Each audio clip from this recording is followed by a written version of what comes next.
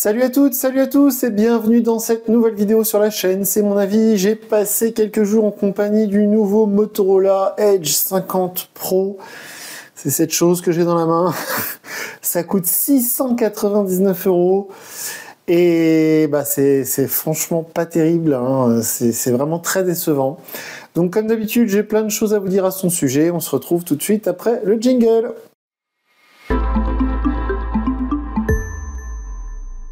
Je précise que je filme cette vidéo avec le Poco F6 en 4K à 60 images secondes. Je vais y revenir dans un instant parce que ça concerne un petit peu aussi ce Motorola. Donc, ce Motorola Edge 50 Pro, alors comme je le disais dans la vidéo de déballage, c'est un smartphone auquel je me serais peut-être pas intéressé il y a quelques temps parce que les téléphones très chers chez Motorola, c'est souvent décevant. Ils sont très très forts dans l'entrée de gamme. Hein, cette année, on a testé par exemple le G34 qui fait 5G à moins de 200 €, qui est très performant, qui fait de très bonnes photos. Et l'année dernière, j'avais été très déçu par les Razer 40 et Razer 40 Ultra, vous savez, ce téléphone qui se replie et qui était très cher et un peu loupé à mon avis. Là, ce Edge 50 Pro, honnêtement, quand on le déballe, quand on l'a en main, c'est un très bel objet. On va commencer, hein. C'est un très bel objet. Donc là, on va parler du design, on va être dans les plus, évidemment, on terminera par les choses que j'ai à lui reprocher, mais on a un vrai smartphone haut de gamme. C'est vrai que quand il est dans la main, comme ça, ça peut faire l'illusion, hein. C'est très flatteur, c'est un très bel objet, c'est un très beau smartphone. Avec de l'aluminium, avec une glace Gorilla Glass. L'arrière, là, je l'ai choisi en nacre. C'est absolument magnifique. Donc, c'est vrai que, voilà, la promesse est tenue. Au niveau de l'objet, on a du haut de gamme, on en a pour ses 700 €. Ok, d'accord. On va aussi parler de l'écran dans un instant, parce que c'est un écran 144 Hz, mais disons que voilà, la première impression est excellente. Mais attention à l'usage, c'est pas du tout la même chose. L'écran 144 Hz, par exemple, alors c'est la première fois que j'ai un smartphone à tester avec un écran OLED 144 Hz. D'habitude, c'est 120, ce qui est largement suffisant. Là, c'est 144. Ce qui est très chouette, c'est qu'on peut le bloquer sur 144 Hz dans les menus. Donc ça, c'est très très chouette. On a le choix. C'est pas le téléphone qui va gérer lui-même. On le bloque, on dit tu restes à 144 Hz. Ça, c'est cool. Par contre, c'est vrai que moi, pour l'usage que j'en ai, je ne vois aucune différence, je ne vois aucun gain. Ça va consommer un peu plus de batterie et personnellement, je ne trouve pas que ce soit plus fluide à l'œil quand on utilise les réseaux sociaux ou le téléphone en lui-même au quotidien. Je vois pas trop l'intérêt. Mais si vous êtes un joueur, peut-être que ça peut avoir un certain intérêt, ce qui n'est pas mon cas. Et justement, on parle du jeu, on va parler tout de suite des performances. Parce que, on va se dire, un écran 144 Hz, ce téléphone, ça doit être une bombe atomique niveau performance. Eh ben, pas tellement, voire pas du tout. Alors, on va s'entendre. C'est évidemment de bonnes performances. Comme d'habitude, je vous mets sous la vidéo le lien vers mon tableau de bord. Le tableau de bord, c'est mon avis, où j'ai mis toutes les infos, les résultats des benchmarks. Les résultats des benchmarks sont corrects, mais absolument pas d'un niveau d'un téléphone à 700 €. Les benchmarks que j'ai obtenus avec ce Qualcomm Snapdragon 7 Gen 3, c'est les mêmes, voire moins bons qu'on peut obtenir avec le Poco avec lequel je filme cette vidéo et qui coûte 300 € de moins. On peut même trouver des téléphones encore moins chers qui vont avoir des résultats de benchmark similaires. Donc au niveau performance, on a vu beaucoup mieux sur des téléphones beaucoup moins chers. Et si vous voulez vraiment ce qui se fait de mieux, vous rajoutez 100, 200 €, vous allez sur du S24, du Xiaomi 14, des trucs comme ça, vous aurez de bien meilleures performances. Donc l'écran 144 Hz avec des perfs moyennes, là déjà j'ai du mal à avoir la logique. On enchaîne, parce qu'on est censé être dans les trucs positifs.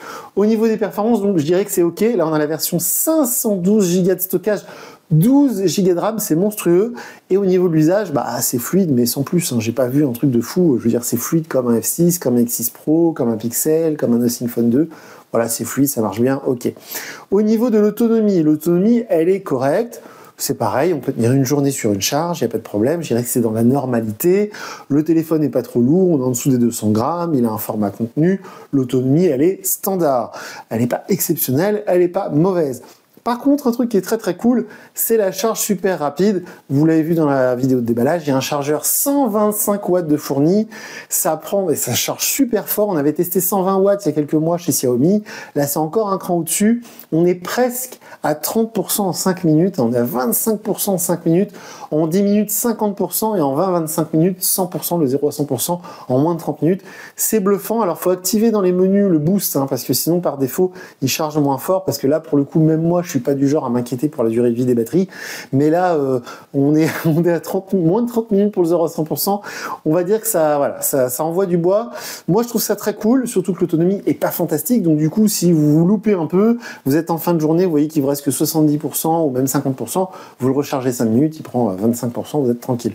Donc voilà, autonomie correcte, la charge super forte, super rapide. La coque est fournie dans la boîte, même si c'est pas une coque de ouf, on a vu ça ensemble.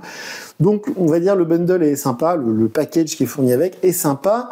On n'a pas encore parlé des photos parce que je le mets quand même dans les points positifs. Les photos, vous allez voir par vous-même. Sous la vidéo, je vous partage ma galerie Google Photos. Les photos sont très bien. Mais encore une fois, on est sur un téléphone à 700 €, 699 € ce Edge 50 Pro. Donc les photos, oui, elles sont bien, ok, d'accord.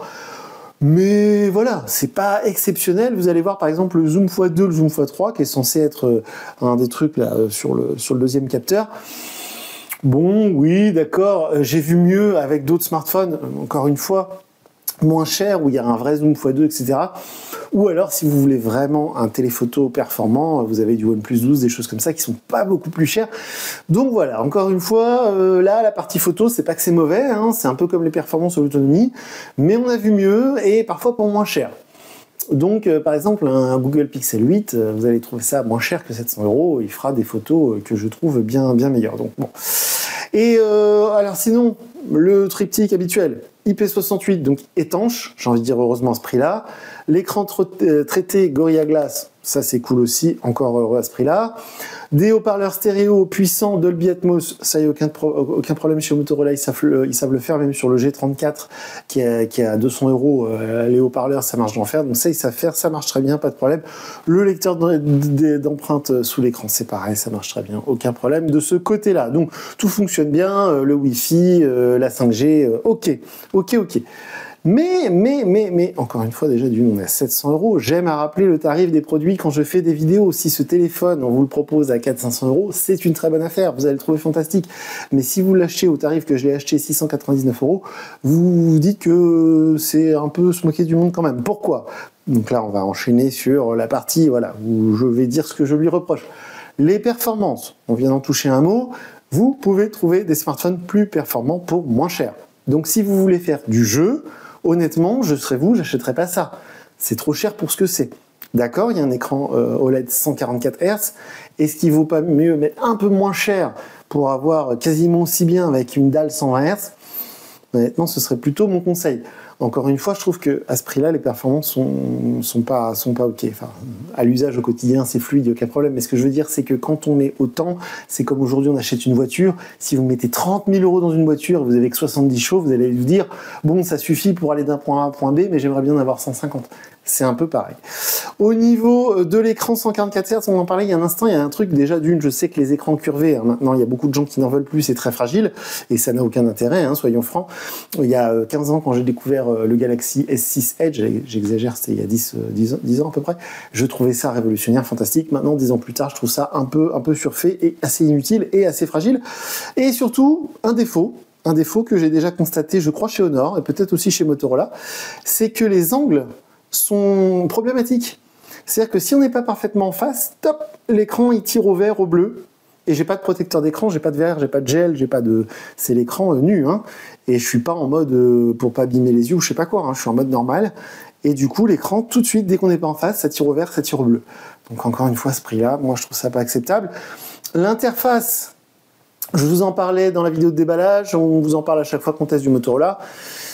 L'interface, bon, ça va, c'est pas mal. Encore une fois, si vous achetez un Motorola G34 à 179 €, l'interface, vous la trouvez très bien. Mais là, dans ces tarifs-là, vous pouvez avoir du Nothing Phone, vous pouvez avoir du Google Pixel, vous pouvez avoir du Samsung Galaxy A55. Et niveau interface, bah, c'est quand même assez limité.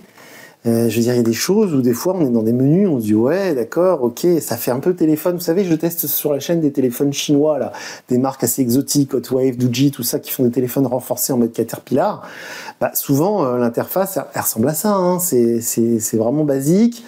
Les quelques personnalisations qu'ils ont apportées sur ce modèle par rapport au Razer 40 de l'année dernière, par exemple, Bon, c'est plus esthétique que sur le fond. Il y a beaucoup d'infobulles, beaucoup de moments où votre téléphone il vous explique comment faire. Vous ouvrez l'application photo, il vous explique encore une fois, si vous voulez mettre le grand angle, c'est là, si vous voulez mettre ci, c'est là.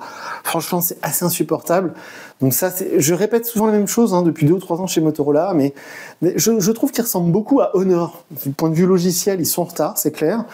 Et au lieu d'aller sur des trucs assez modernes, ils font des trucs, franchement, des fois, je me dis, oh là là, est-ce que vraiment c'était ça dont j'avais besoin, quoi?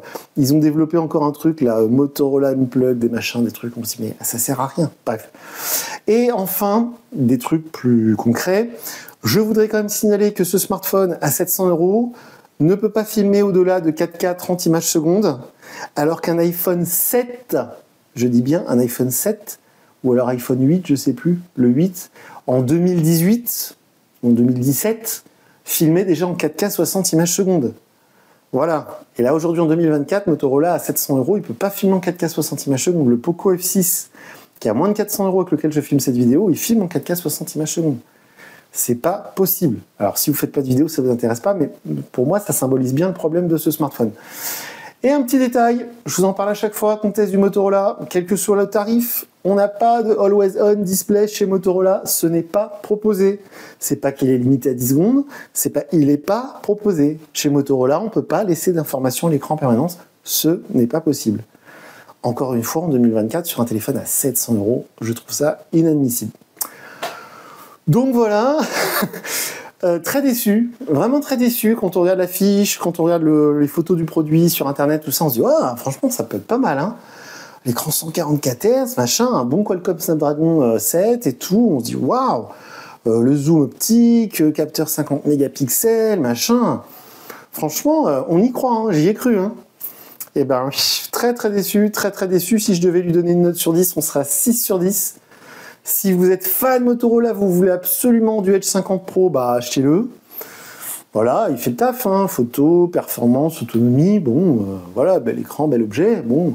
Mais si vous voulez, si vous avez ce budget-là et que vous voulez ce qui se fait de mieux à ce budget-là, vous allez pouvoir trouver mieux pour moins cher. Donc voilà, vraiment déçu, vraiment déçu. Si le téléphone était proposé à 500 €, je vous dirais que c'est vraiment un très bon smartphone. Encore une fois, 700 €, c'est beaucoup trop cher, ou alors il en manque sous le capot, en fait, hein, tout simplement. Et puis même sans ça, il y a des petits trucs, hein, l'interface, l'écran qui devient bleu quand on n'est pas parfaitement en face, des trucs comme ça, c'est quand même assez rédhibitoire. Donc voilà, je suis désolé pour les fans de Motorola, j'aime beaucoup cette marque, mais encore une fois, quand on va dans le haut de gamme, souvent sur cette marque, on est assez déçu.